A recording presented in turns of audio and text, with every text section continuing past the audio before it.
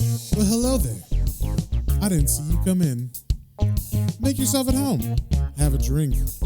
While I give some attention to some underappreciated characters and storylines that I personally love. And I hope you grow to love as well. Hey there, everybody. Welcome back. Today we are reading Swamp Thing number 127, and just a little quick catch up on what's been going on.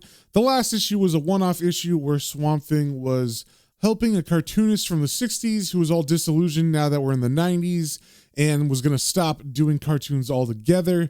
So he decided to help that man by sending him on a trip and showing him the entire universe and everything that is inside of himself.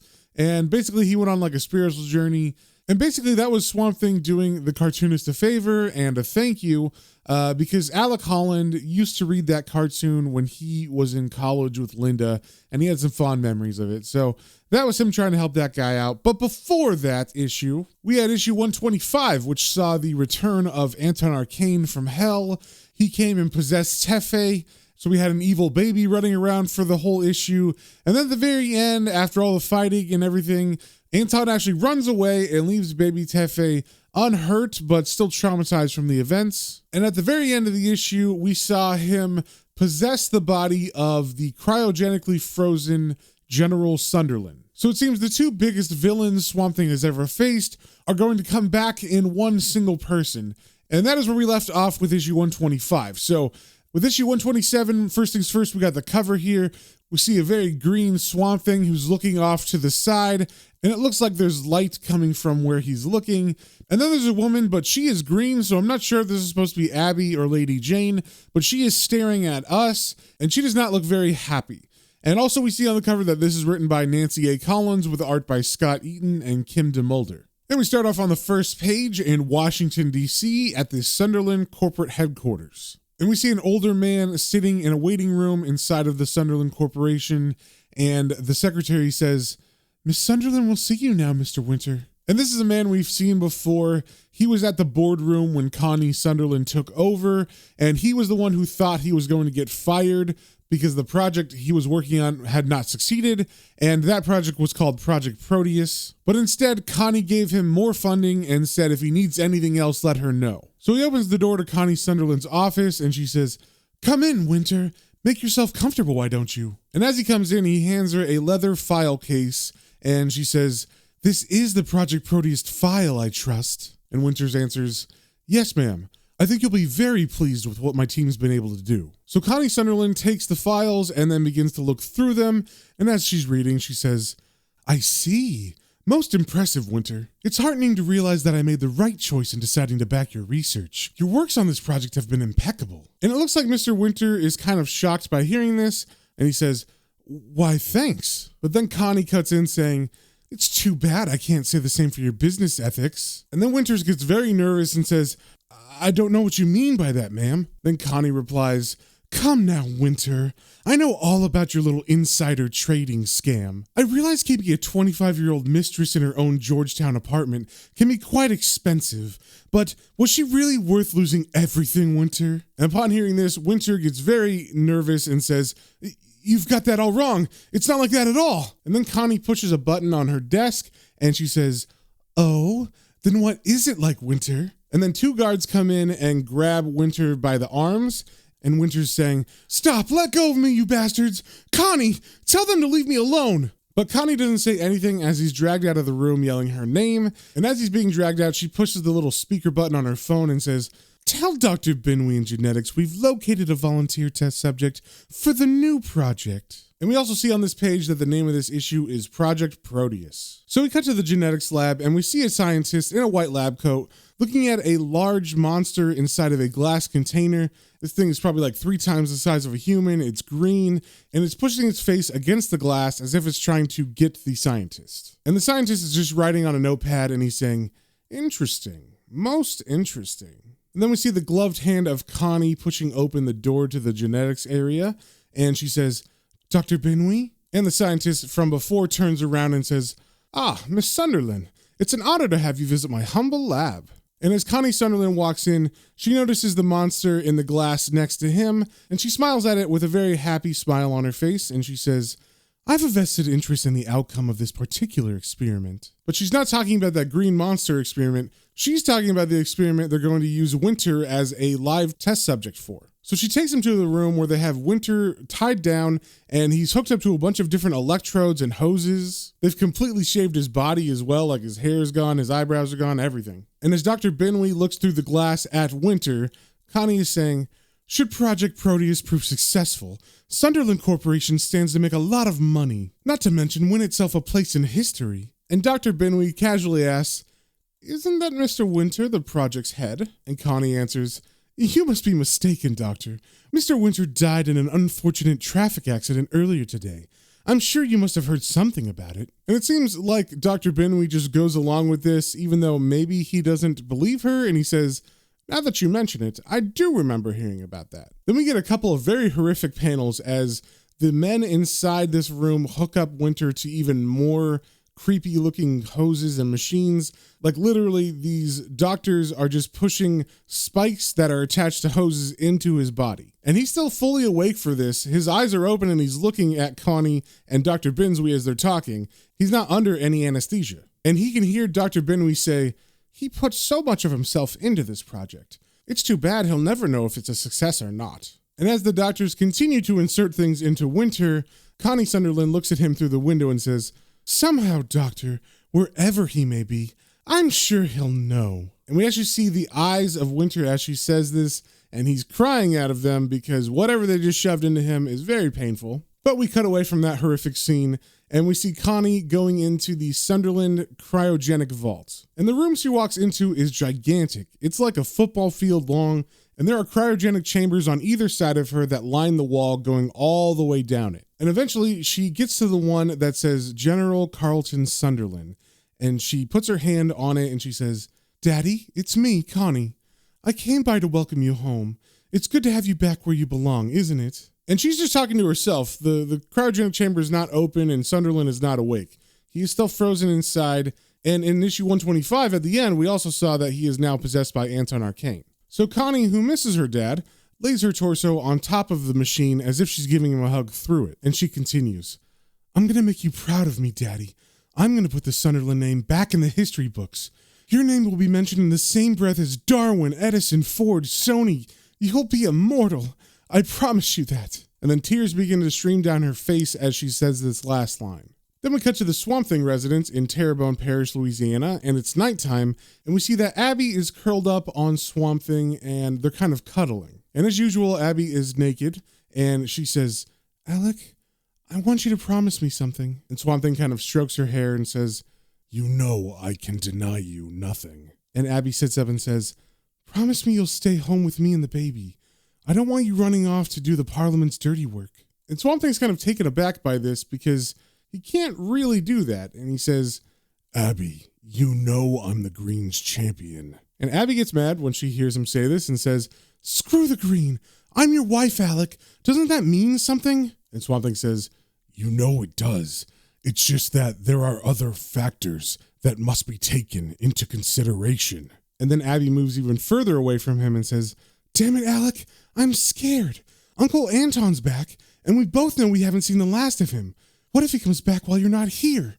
What's to stop him from taking control of Tefe again? And Swamp Thing reaches out and then kind of gives her a big embracing hug and says, Abby, you know I would never again let that monster harm either you or the baby. And Abby sobs as she says, I know. Still, promise me you won't go. And Swamp Thing has a look on his face that says, oh shit. And he knows he can't do anything else but promise. So he looks at her and he says, I promise. And as the reader, you just know that that promise is going to be broken because there is no way at all that he could hold to it. So then we cut back to the genetic research lab in the Sunderland Corporation, and we see Dr. Benway is looking in another window, and this time he's looking at another kind of monster that is a purplish brown, and it's sitting in a room that looks like a child's playroom because there's like blocks with letters on the ground, and there's a teddy bear and a rocking horse. And Dr. Benway is talking to someone in the lab with him, and he says, I hadn't planned to utilize an adult specimen at first. I was intending to infect a freshly fertilized ovum with the Proteus virus. There are so many intangibles when it comes to using an adult life form in genetic restructuring. Most of them die quite horribly, while others suffer gross brain damage. Still, this experiment has proven quite informative. Show Proteus the test animal, Lee. And the man next to him, who is Lee, says, "Yes, Dr. Binwee." So in the wall, underneath the glass that they're staring through, there's a little metal hatch that you can put something in the room through. So Lee takes a rabbit and pushes him through this panel, and the rabbit is just sitting on the floor kind of scared. And we see the monster's hand reach out and say, "Bunny." And then the second that the monster's hand touches the rabbit, it begins to cry out in pain because it's almost like the monster's flesh is like acid or something. It literally is melting through the rabbit's skin. And we can see fumes coming off of the rabbit as, I guess, it dissolves. And as Dr. Binwee writes down his observations and Lee looks in horror, Dr. Binwee says, "Interesting. With a little in vitro fine-tuning, I think we can produce a serviceable prototype with a slightly higher IQ within 3 generations. Most interesting." Then we cut back to Terrebonne Parish, where Swamp Thing is walking outside, and it's daytime now. And he comes upon Lady Jane, who is literally smelling the roses. And she's also watching the little flower people that Tefe made a couple issues ago run around and play at her feet. And as Swamp Thing sees her, he says, "Lady Jane, I wonder if I might speak with you as one elemental to another." And Lady Jane says, "Of what do you wish to speak?" And as Swamp Thing sits down next to her, he says, "I have met several of my fellow elementals in the recent past. Bog Venus, Ghost in the Rushes, Swamp Mucker, Yggdrasil, Canaan Cax, and Otara were all beings of great strength and wisdom. Yet there was too great a distance between us for me to truly know them.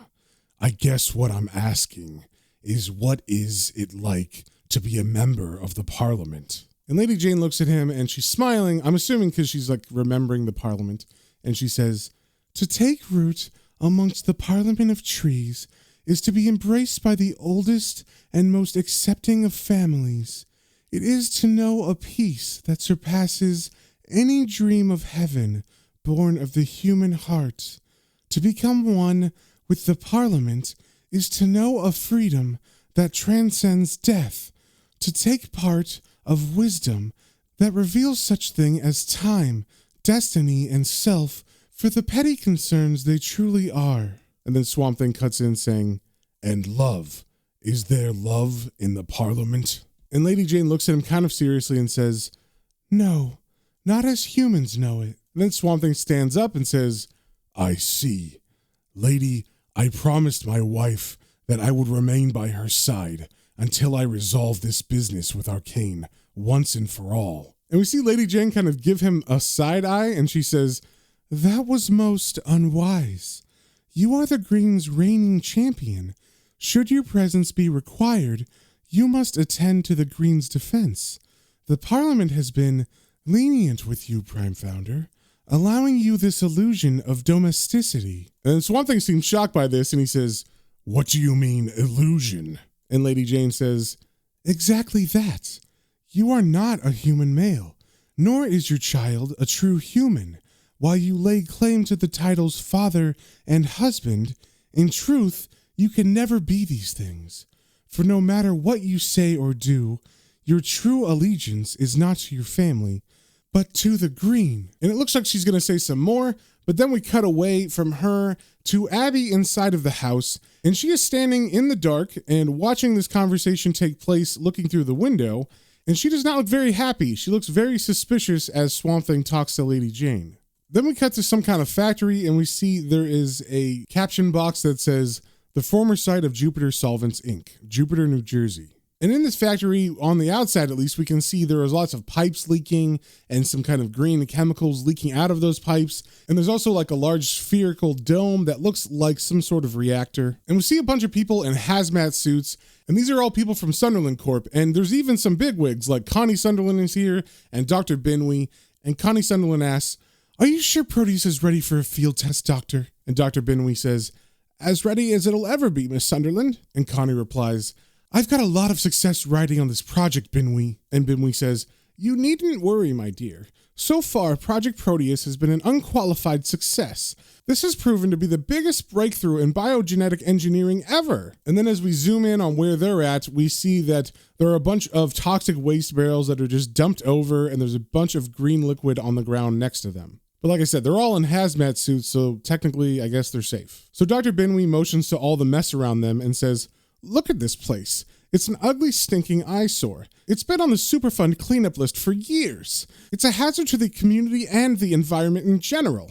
But with the help of Project Proteus, places like this will become a thing of the past, and the world will have brave, forward-thinking pioneers such as yourself, Miss Sunderland, to thank." And then he walks over to a green truck and he bangs on the back of it and he says, "Okay, boys, let it out." And as they open the doors, we see the hulking monster step out, and this is the same monster that Winter was transformed into and that killed the rabbit earlier. But we get a better look at it this time because we're not just seeing little sections of it touch the rabbit, and we see that its body, like I said earlier, is a reddish, brownish color, and it looks to be about 8 to 10 feet tall as it steps out of the back of this truck.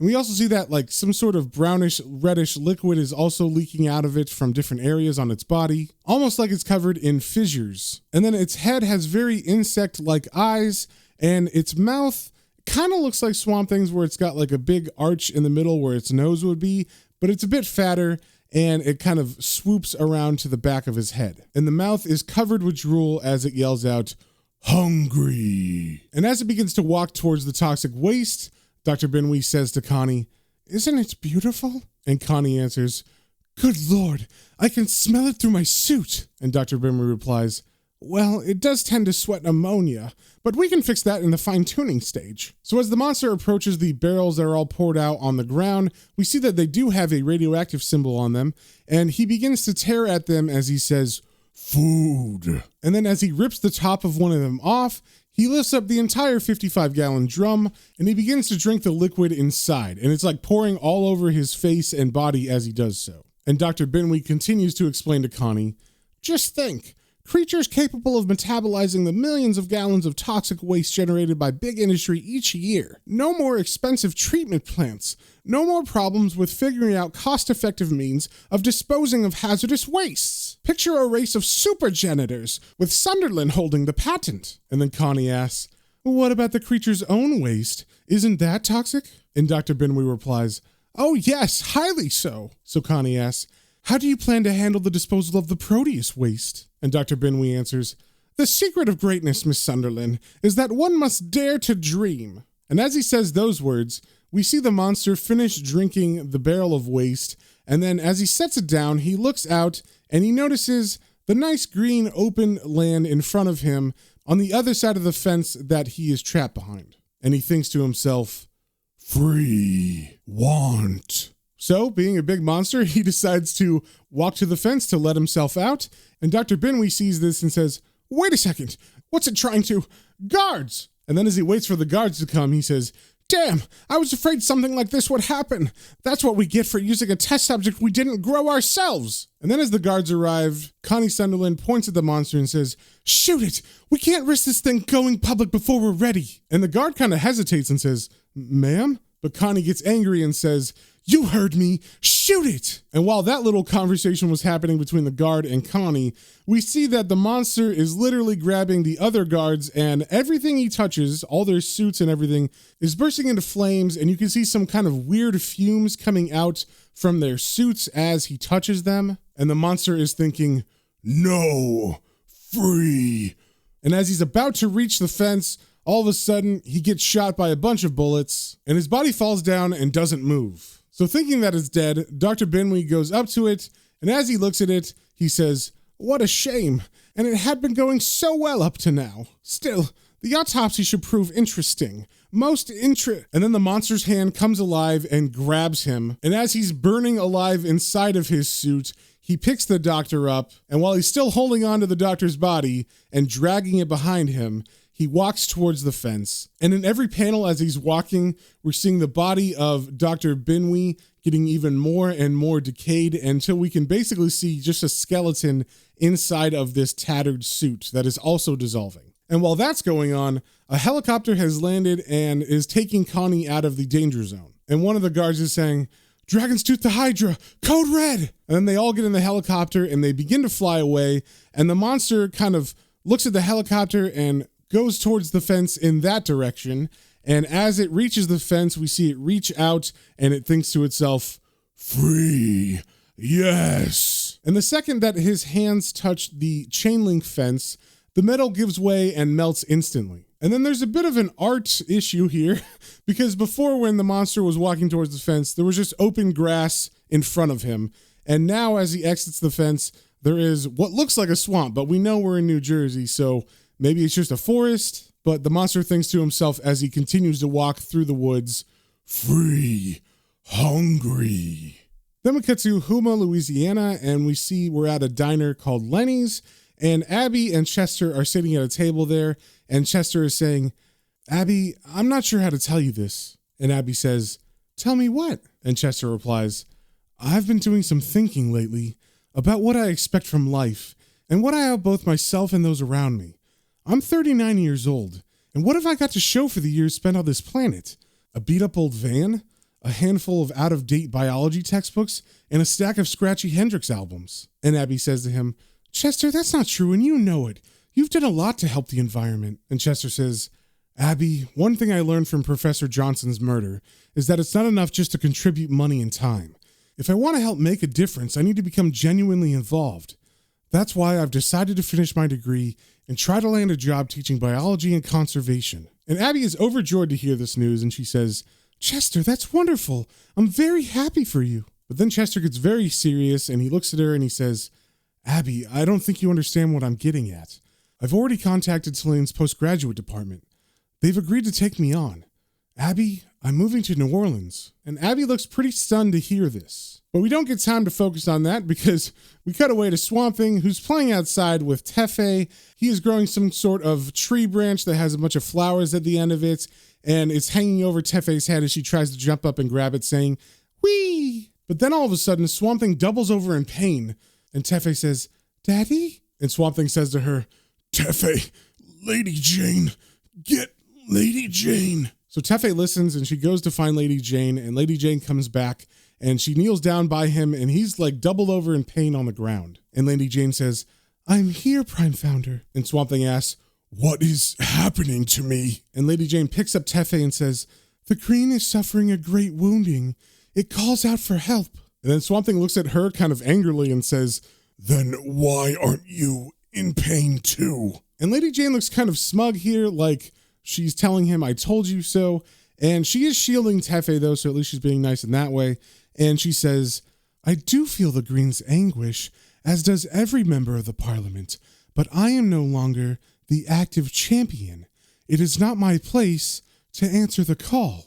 You are fighting the green summons. And then Swamp Thing is able to stand up, and he's holding his head like he's got a migraine or hearing voices, and he's saying, I cannot leave. I promised Abby I wouldn't leave. And then Lady Jane gets kind of mad, and she has a scowl on her face as she says, Prime Founder, the promise you made goes against nature. And then she kind of holds Tefe out so that Tefe looks at her dad, and Tefe is once again sucking her thumb and crying, just like she was when she was traumatized by Anton in issue 125. So it's super messed up that Lady Jane would show Tefe her dad in pain. And as Tefe looks at Swamp Thing, Lady Jane says, is this how you plan to teach Tefe what it means to be an elemental? By shirking your responsibilities? And then we get a panel that's just Tefe tearing up and zoomed in on her face, and I guess it's Swamp Thing focusing in on her. And this totally works, because Swamp Thing stands up straight and he says, you're right, I must teach by example. Still, there must be a way I can do justice to both the green and my wife. And then he thinks for a second, and then a sprout begins to grow right next to his foot, and we see a whole second Swamp Thing body that's an exact copy of him grows up right next to him. And he looks at it and he says, take care of things until I get back. And this wasn't what Lady Jane thought was going to happen, because she looks like she's freaking out as she runs up to him saying, Prime Founder, this is not wise. And I'm a little confused at the panels at the very last page here, but it looks like Swamp Thing is splitting his consciousness and putting half of it or part of it into this new grown version of him. At least that's my best guess, because it's a little confusing as we only get like a POV shot of what I think is Swamp Thing looking at his new body's hands, but we don't get anything other than that except Tefe saying, "Daddy?" as she sucks her thumb, and that is the end of the issue. But I'm sure all that will be fully explained in the next issue, so if you guys have any comments, questions, or suggestions, you can email me at planestrains.and-comicbooks, all one word, at gmail.com. And remember, until next time, stay swampy.